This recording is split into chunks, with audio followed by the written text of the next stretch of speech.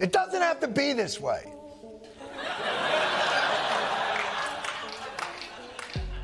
Hey, girl.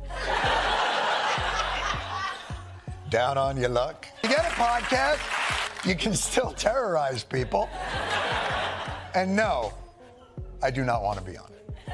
Meghan Markle is basically a mini Brigitte Macron, great at slapping her man into place. That one-liner didn't just land, it detonated.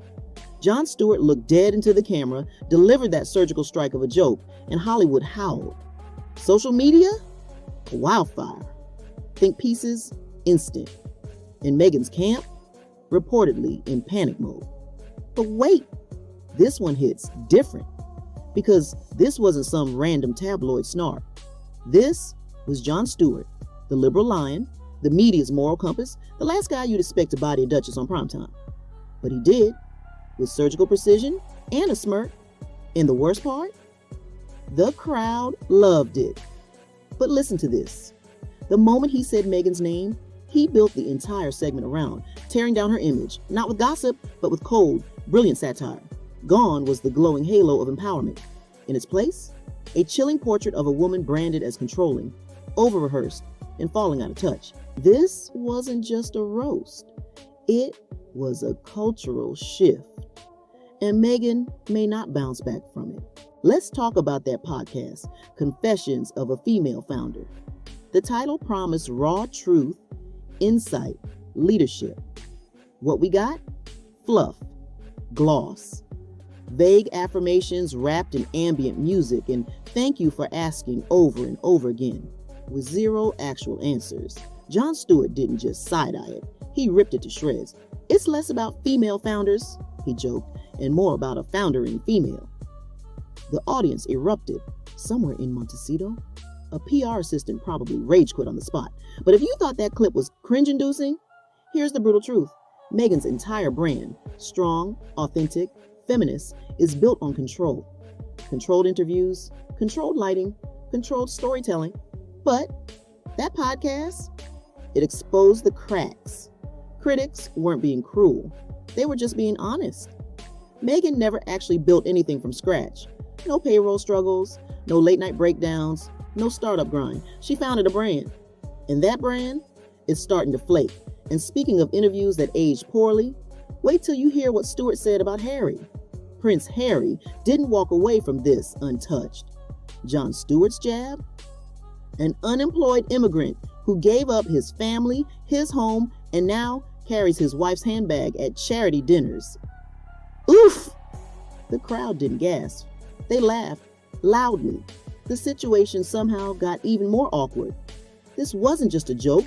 It was a total reframing of Harry's entire post-royal image. Remember when he was the bold rebel prince walking away from Buckingham Palace with fire in his chest? Now, he's the guy in the background, smiling, silent, holding the purse. And the public? They're noticing. At public events, Meghan does the talking. Meghan makes the emotional pitch. Harry just stands beside her, tuxedoed, quiet, decorative. And the optics? They're brutal. Because in a brand built on visibility and empowerment, being reduced to a +1 isn't just bad PR. It's character collapse. But there's more. Because the exact thing that made them famous, authenticity, is now being used against them. Remember the pitch? They left the royal family because it was too staged, too cold, too fake. But since stepping away, has anything felt real? From carefully timed paparazzi strolls to candid Netflix footage shot in their $14 million mansion, nothing lands with the rawness they promised. Even their documentary felt more branded than brave. And speaking of bad questions, why does every public moment feel like a photo shoot? Why does every quote feel rehearsed? Meghan and Harry didn't just step into Hollywood. They got swallowed by it. And the thing is, people feel that. Jon Stewart didn't invent the backlash. He simply legitimized it. Until now, criticism came from the usual corners. Tabloids, right-wing pundits, bitter royalists. But when someone like Stewart steps in, when he says the emperor has no clothes, the culture listens. And that applause? That wasn't just laughter. It was the sound of a narrative collapsing. But listen to this. The real damage wasn't in what Stewart said. It was in what Meghan couldn't say next. Meghan reportedly lost it behind the scenes. Insiders claim she was furious, not just hurt, but humiliated. The word sexist was thrown around. Outdated. Unfair. But here's the kicker. Most people didn't agree. Instead of outrage, they gave Jon Stewart a standing ovation. Because the joke didn't come out of nowhere. It was a mirror. A reflection of what the public already sensed. That Meghan's brand of empowerment had become exhausting, overproduced, out of touch. And it gets crazier. Stewart compared her to Brigitte Macron, the famously assertive First Lady of France, a woman often criticized for overshadowing her much younger husband. That comparison? Not random. It was surgical. It painted Meghan not just as bold, but as controlling. Not just powerful, but dominant. And suddenly, Prince Harry wasn't a partner. He was a prop. That's when everything flipped. Because once the meme machine starts rolling, there's no press release that can stop it. Here's what no one wants to admit. When Jon Stewart goes in on you, it's not clout chasing. It's a cultural weather report. He doesn't throw jabs for clicks. He throws them when the room is ready to laugh. And the room? It was more than ready. But if you thought that clip was cringe-inducing, that joke didn't just get laughs, it got traction. TikToks, memes, reaction stitches, all echoing the same sentiment. Meghan's fairy tale has lost its magic. Even her fans are turning her into punchlines. That's not outrage, that's apathy wearing a smirk. And in Hollywood, that's fatal. Executives who once begged for a piece of the Sussex brand are now ghosting. Spotify pulled the plug. Netflix axed her animated series before it aired. And the new partnerships, barely making headlines. The question isn't, what did Meghan do wrong? It's, why doesn't anyone care anymore? Here's the plot twist no one saw coming. Meghan's biggest threat isn't hate, it's silence. No Twitter storms, no think pieces defending her. Just crickets. But things only got worse. Public interest is evaporating. Views are down. Interview offers are drying up. And when Meghan speaks now, the question isn't, what did she say? It's, do we still care? She built her empire on attention, but the spotlight has moved on. And Harry? He's fading even faster. His memoir, Spare, was supposed to be a moment. Instead, it read like a therapy journal. Too raw to be regal. Too staged to be relatable. Jon Stewart's handbag joke? That image stuck. Not because it was mean, but because it was undeniably vivid.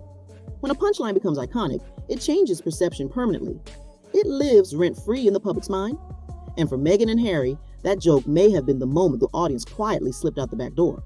Let's be real, Meghan was once seen as the future. A biracial American woman walking into the gates of Buckingham Palace.